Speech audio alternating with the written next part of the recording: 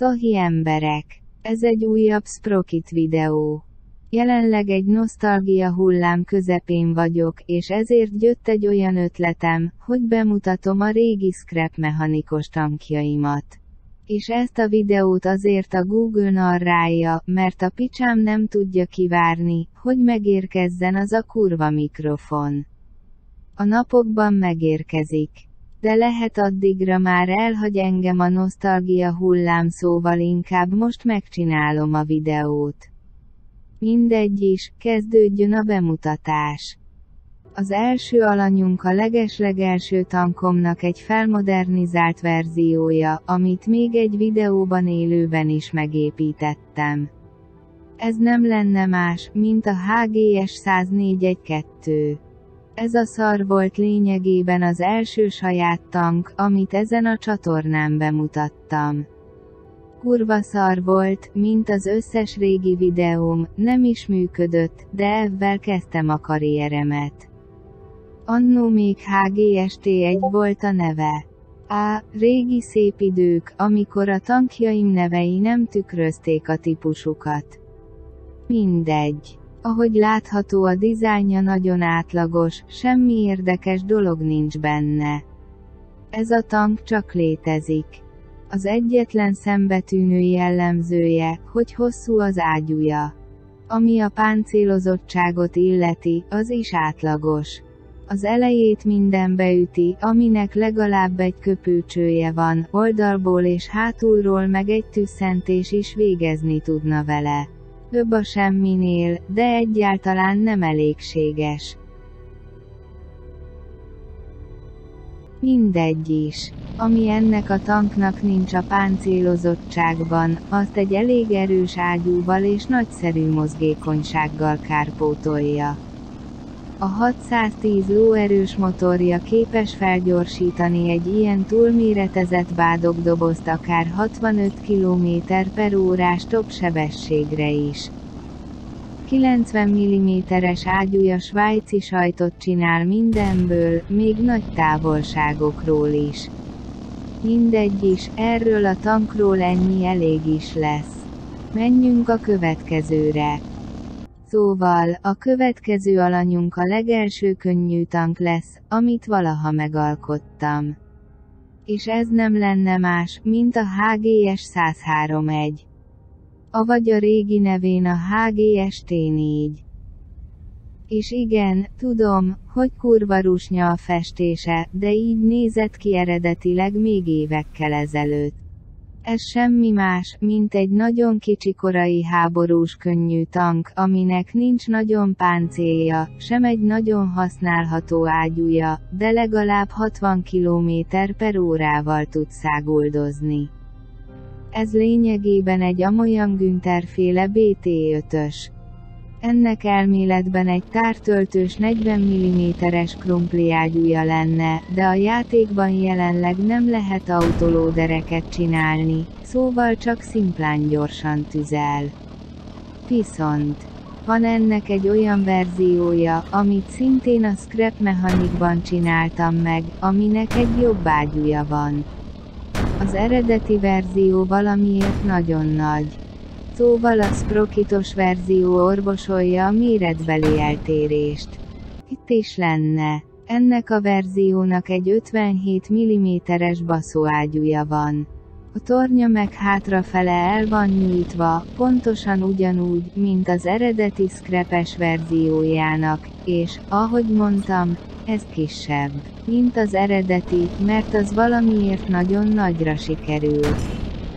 Oké, ennyi elég is a könnyű tankjaimból, menjünk és nézzünk meg valami mást.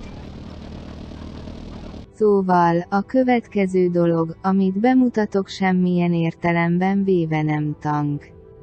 Ez volt az első kerekes járművem, aminek egy keniszterágyúja volt, és nem sült be minden alkalommal. Ez nem lenne más, mint a HGS 101-2.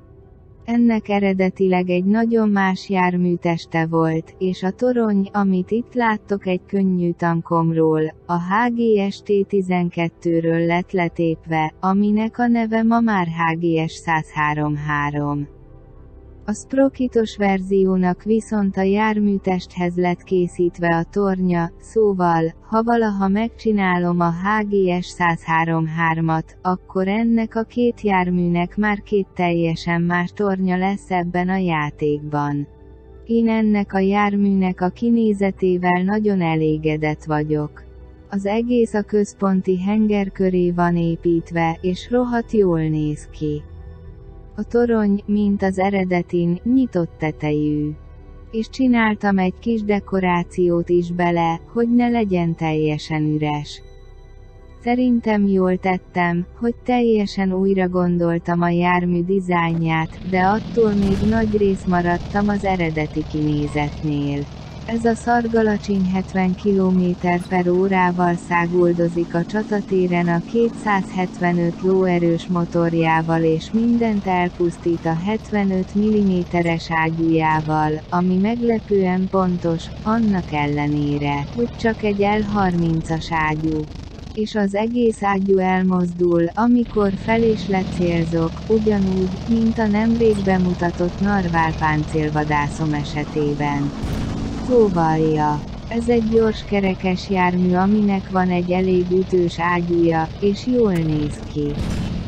Oké, akkor menjünk a következő járműre. Mielőtt végleg elhagytam volna a Scrap Mechanicot, az elsődleges MBT-m a HGS 186 volt, avagy akkor még a HGS MBT6. Akik nagyon régóta néznek engem, azok lehet emlékeznek a Turul tankjaimra, specifikusan a Turul 4-re. A HGS 186 előtt az volt az elsődleges MBT-m, de azelőtt volt egy másik tank ebben a pozícióban, aminek csak a prototípusa látható ezen a csatornán. Ez a jármű volt az első keniszterágyús modern tankom, és az akkoriban HGS MBT3 néven ismert tankom volt. Annak volt néhány verziója. A legtöbb teljesen használhatatlan, de a negyedik dizájn végre jó lett. Az eredeti negyedik verzióról nincs sajnos képem, de a harmadik verzió fent van a Steam Workshopon. És van egy Survival utáni HGS 10834, amit viszont meg tudok mutatni. Szóval, ezt a tankot, ahogyan kitalálhattátok, megépítettem a Sprocketban. És így néz neki. Még az eredeti festését is megcsináltam.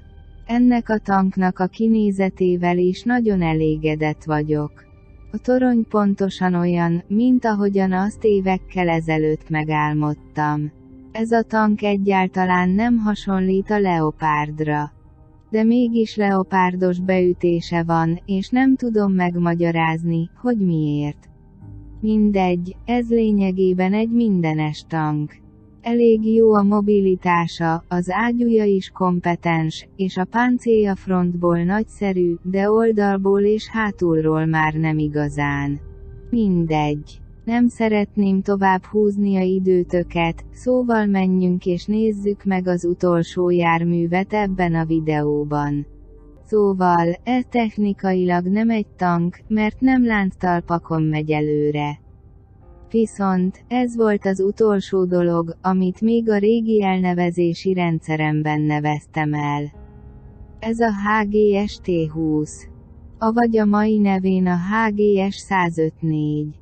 Ez gyakorlatban egy nehéz tank, és ezt talán ismeritek már, hisz a videó, amiben szerepelt, nagyon jól teljesít. Ahogy láthatjátok, ennek a Sprocketban is fúrótalpa van, viszont ez mögött van egy rejtett lánctalp, mert muszáj, hogy legyen, hogy ez a szar meg is tudjon mozdulni ebben a játékban. És ez az egyik legpáncélozottabb tankom. Az oldala nagy része 150 mm, ami egy kis bedöntéssel nagyon gyorsan nagyon átüthetetlen lesz. A front páncélja lényegében immunis mindenre, a vezetői pozíciót leszámítva, és a torony kőkemény, ezt hátulról is kihívás beütni.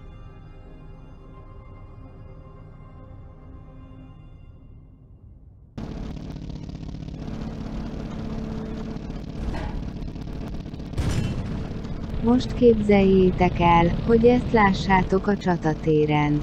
Én téglákat szarnék, amikor egy ilyen szovjet kísérleti laborból kiszabadult mutáns szörnyeteg rám nézne, de komolyan, ha azt mondanám, hogy ez egy szovjet kísérleti tank lenne, akkor valaki még el is hinné. Ez talán a kedvencem az egész videóban, és ezen is dolgoztam a legtöbbet. A fúrótalpak elkészítése több óra munkába és több ezer halott agysejtbe került, de nagyon jól sikerültek. Mindegy, ennyi is lenne a videó. Szóval, ha tetszett dislike, ha nem dislike, aki akar le is iratkozhat, csőztök.